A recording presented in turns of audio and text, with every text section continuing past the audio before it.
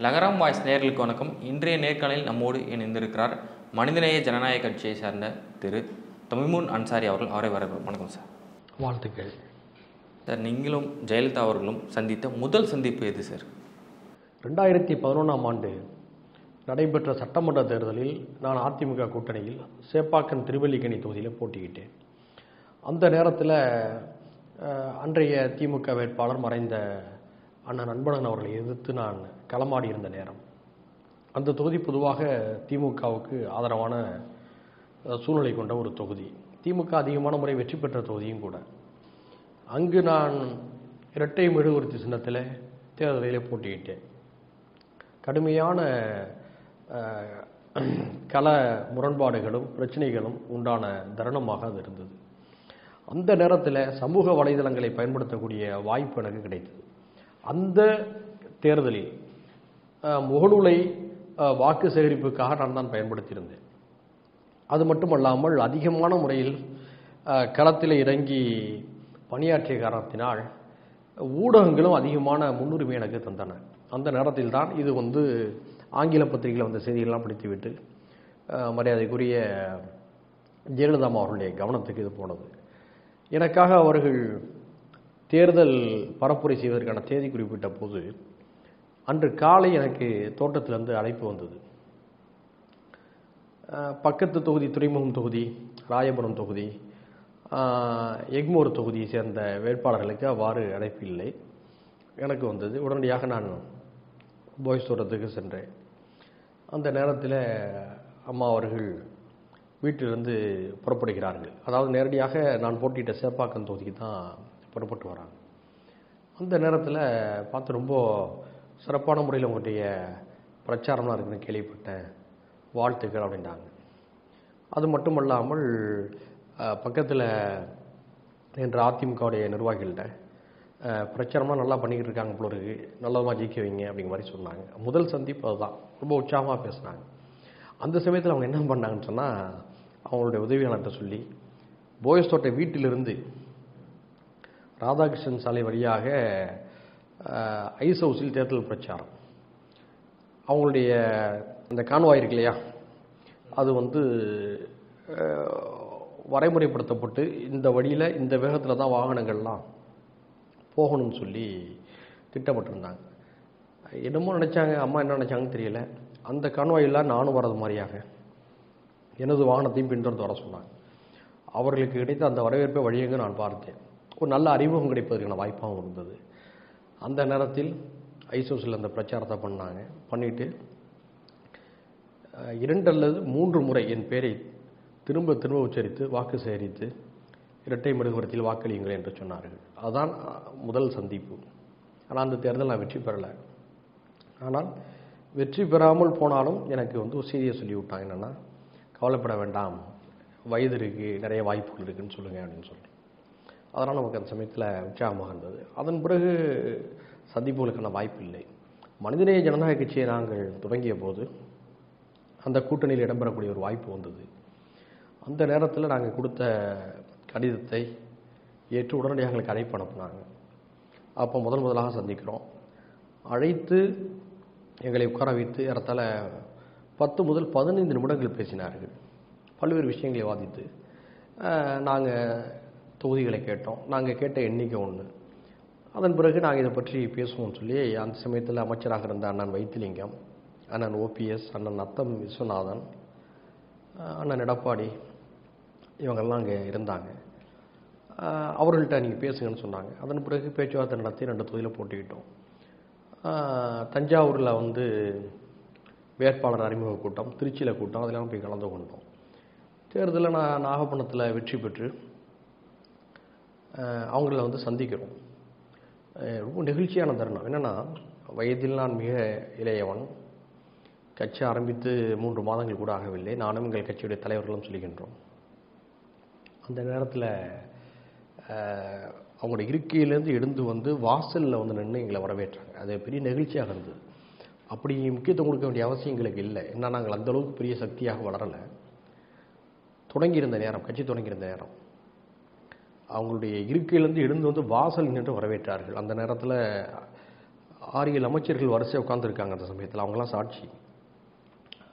அண்ணன் ஓபிஎஸ் அவர்கள், அண்ணன் எடப்பாடி அவர்கள், அண்ணன் வைத்திலிங்கம் அவர்கள், அதே மாதிரியே அமைச்சராக இருந்த செல்லூர் ராஜ் அண்ணன், மீன்வளத்துறை அமைச்சராக இருந்த ஜெயக்குமார் அண்ணன், அவ்வளோ பேர் இருந்தாங்க. அவ்வளோ பேருக்கு முன்னாடி நடந்த நிகழ்வு. அப்போது ரொம்ப சுவாரஸ்யமாக பேசுகிறாங்க. நாங்கள் நாகப்பட்டினத்தில் அவ்வளோ செஞ்சுருக்கிறோம். அதாவது எனக்கு முன்பாக 5 ஆண்டு காலம் அங்கே அமைச்சராக ஜெயபால் அவர்கள் இருந்தார்கள். அதை சுட்டி காட்டுறாங்க. நாங்கள் அந்தளவுக்கு செஞ்சுருந்தோம், நீங்கள் போய் எளிதாக ஜெயிச்சுட்டு வந்துட்டீங்களா அப்படின்னு சொல்லி சிரிச்சுக்கிட்டு பேசுகிறாங்க.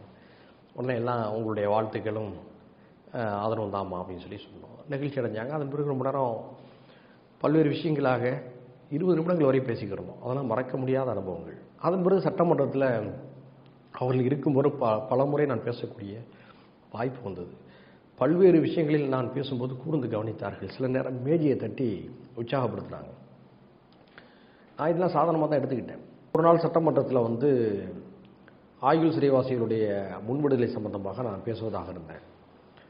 ஆனால் அன்னைக்கு பார்த்துக்குன்னு சொன்னோம்னா அவங்க முன்கூட்டியே சபையிலேருந்து எழுந்து புறப்பட்டாங்க. சரி, நம்ம பேசுவதை தான் அவங்க கேட்க முடியல. ஏற்கனவே அவர்களை சந்தித்தும் போது நம்ம சொல்லியிருந்தோம், அதே கோரிக்கை நினைவூட்டுன்னு சொல்லி சபை நடந்து கொண்டு இருக்கும்போதே வேகமாக சுற்றி வளைத்து சபாநாயகருடைய பின் இருக்கைக்கு அருகே நான் நின்றேன். உடனே வெளியில் வந்தாங்க.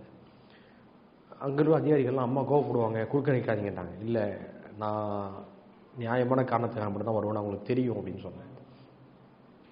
வந்த உடனே அப்படி அண்ணாந்து பார்க்குறாங்க. என்ன தமீம், என் பேர் தமிமுன் அன்சாரி, அவங்க தமீம்னு சொன்னாங்க. என்ன தமீம், நல்லா இருக்கீங்களா? ரொம்ப பிரம்மாண்டமாக பேசுகிறீங்களே, excellent, everything coming from bottom of your heart.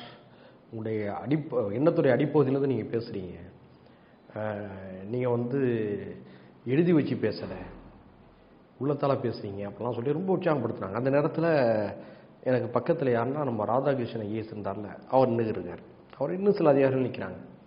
எனக்கு ஆச்சரியம். சாதாரணமான உடைய பேச்சை கேட்டுட்டு போகிறாங்கன்னு நம்ம நினச்சிக்கிருந்தோம். ஆனால் கூர்ந்து கவனித்து அது செயற்கையாக பேசுகிறோமா அல்லது உணர்வுபூர்வமாக பேசுகிறோமா என்பதையெல்லாம் உள்வாங்கி கொண்டு பாராட்டுறாங்களே அப்படின்னு சொல்லி நான் ரொம்ப ஆச்சரியப்பட்டேன். அதுதான் கடைசி சந்திப்பு. அடுத்த சில நாட்கள் அவங்க ஒரு சில வாரங்கள் உடல்நலம் இல்லாமல் போயிடறாங்க. அதுக்கு சந்திக்காமே போயிடுச்சு. கடைசியாக பல முறை அப்போலோவுக்கு போய் நம்ம எல்லாம் சந்திக்க முடியல இல்லையா, அவங்களுடைய மரண உடலைத்தான் நம்ம பார்க்க முடிஞ்சிச்சு. இன்று அவங்க இல்லை. ஆனால் இந்த நினைவுகள் எல்லாமே மனசில் நிற்கிது. குறிப்பாக அவங்களுடைய கடைசி சந்திப்பில் உற்சாகமூட்டும் வகையில் என்னை பாராட்டி பேசிய நான் மறக்கவே மாட்டேன். அதே மாதிரி நான் பேசும்போதெல்லாம் மேஜையை தட்டி உற்சாகப்படுத்தினாங்க. அவ்வளோ எளிதாக அவங்கள்ட்ட இது மாதிரியான விஷயங்கள்லாம் பார்க்க முடியாது இல்லையா, புன்னகையோடு சிரிச்சுக்கிட்டு. அதெல்லாம் எனக்கும் அவர்களுக்கும் நிகழ்ந்த இனிய சந்திப்புகளில் மறக்க முடியாத நினைவுகளாக நான் இன்றைக்கி அதை பாவிக்கிறேன். இன்னொன்று, ஜெயலலிதா அம்மா அவர்களோடு பல நினைவுகளில் கட்சியை ஆரம்பித்த ஒரு மாதத்திலேயே அவங்கள்ட்ட 2 தொகுதியில் நாங்கள் கேட்டு பெற்றோம். எங்கள் கட்சியின் மீதும் எங்கள் கட்சியில் இருந்த இளைஞர்கள் மாணவர்கள் மீது மிகுந்த நம்பிக்கை அவங்க வெளிப்படுத்தினதாகத்தான் நம்ம அதை கருதணும். ஏன்னா எங்களுக்கு முன்பாக கட்சி ஆரம்பித்த பல பேருக்கெல்லாம் 1 தொகுதி தான் கொடுத்தாங்க. நான் மனிதநேய ஜனநாயக கட்சிக்கு மட்டும் 2 தொகுதி கொடுத்தாங்க. அவங்களுக்கு அந்த உளவுத்துறை ரிப்போர்ட் நல்லாமல் போயிருக்கு. அவங்க தனியார் நிறுவனங்கள் மூலமாக எடுத்த கல ஆய்வுலையும் தமிழ்நாடு முழுக்க நல்ல ஃபீல்டு ஒர்க்கர்ஸ் அவங்ககிட்ட இருக்காங்கிற ரிப்போர்ட் போனதுனால 2 தொகுதியை கொடுத்தாங்க. அது ஒரு மிகப்பெரிய அரசியல் அங்கீகாரமாக நாம் கருதணும். அதனால் எல்லா வகையிலையும் நாங்கள் அவர்களோடு பழகிய அந்த 4-5 மாதங்கள் மறக்க முடியாதது. ஏற்கனவே 2011 சட்டமன்ற தேர்தலில் அவங்க வாய்ஸ் கொடுத்த அனைத்து நம்மளை பாராட்டினதெல்லாம் மறக்க முடியாத நினைவுகள். இன்னொரு விஷயம் சார், ஆரம்பித்த சில மாதங்கள் தான் ஆச்சு நீங்கள் கட்சி ஆரம்பித்து. அந்த நேரத்துலையுமே பார்த்திங்கன்னா உங்களை அணுகிய விதம்ன்றது ஒன்று இருக்குது. அந்த களப்பணிகள் நீங்கள் செஞ்சதாக இருந்தாலுமே அவங்க எல்லாருமே ஒரு விதமாக நடத்தினாலும் அவங்கள அணுகிய விதம் எப்படி இருந்தது? மற்றவங்களுக்கும் உங்களுக்கும் ஒரு மாறுபட்ட அனுபவமாக இருந்திருக்கும். அந்த அணுகிய விதம் எப்படி இருந்தது? ஏன்னா நீங்கள் கேட்கும்போது அவங்கள யோசிச்சிருப்பாங்க கண்டிப்பாக. அது என்ன மாதிரியான நீங்கள் கேட்டவுடனே ஒத்துக்கக்கூடிய ஒரு நிலைக்கு வந்தாங்க? அதுதான் எங்களுக்கே ஆச்சரியம். ஆனால் நாம் தெரிந்து கொண்ட விஷயம் என்னன்னு சொன்னோம்னா, ஒருவரை சந்திப்பதற்கு முன்பாக, அழைப்பதற்கு முன்பாக அவர்களை பற்றி முழுமையாக அவங்க ஸ்டடி பண்ணுறாங்கங்கிறத நாங்கள் புரிஞ்சுக்கிட்டோம். அவர்களை பற்றிய தரவுகளை சேகரிப்பது, அவர்களுடைய கடந்த கால முக்கியமான நிகழ்வுகளை பற்றிய குறிப்புகளை எடுத்து வைத்திருப்பது, அதனுடைய இறுதியாகத்தான் சந்திப்பது என்ற அவர்களுடைய அந்த வழிமுறைகளை நாம் புரிந்து கொண்டோம். அந்த அடிப்படையில் தான் நாங்கள் அவர்கள்ட்ட இவ்வளவு பெரிய அன்பையும் மரியாதையும் பெற்றோம். அவ்வளோ எளிதில் அவங்கள்ட்ட நற்பேர் எடுக்க முடியாது. இன்னொன்று, நடந்த சந்திப்புகளில் நாங்கள் வெளிப்படையாக இருந்தோம். உண்மைகளை அவர்களோடு பகிர்ந்து கொண்டோம். எங்களுடைய யதார்த்தங்களையும் அவங்கள்ட்ட சொன்னோம். பேசிய எதையுமே வெளியே வந்து நாங்கள் பத்திரிகையாளர்களிடம் சொல்லவில்லை. ஏற்கனவே எங்களுக்கு முன்பாக சந்தித்த சில தலைவர்கள் உள்ளே பேசினதெல்லாம் பத்திரிகையாளர்கிட்ட சொல்லி பெரிய பிரச்சனைலாம் ஆயிடுச்சு. ஆனால் நாங்கள் அந்த அளவுக்கு அரசியல் அனுபவங்கள் எங்களுக்கு இல்லை. ஆனாலும் நாங்கள் ரொம்ப நிதானமாக நடந்து கொண்டோம். அதில் அவங்களுக்கு ரொம்ப பிடித்திருந்தது. மிக முக்கியமாக வெளிப்படைத்தன்மையோடு நாங்கள் அவங்கள்ட்ட எல்லாவற்றையுமே பேசணும், அணுகணும். அது ரொம்ப அவங்களுக்கு பிடிச்சிருந்ததாக தான் நாங்கள் கருதுகிறோம். அதனால தான் இவ்வளோ பெரிய மரியாதை. இல்லைன்னு சொன்னால் அவங்கள்ட்ட அவ்வளோ எளிதில் யாருமே வந்து அணுக முடியாது, நற்பேர் எடுக்க முடியாதுன்னு எல்லாருமே சொல்லுவாங்க இல்லையா. அதை தாண்டிய பல மகிழ்ச்சிகரமான நிகழ்வுகள் எங்களுடைய சந்திப்புகளில் நடந்தது. அது மறக்க முடியாது இல்லையா.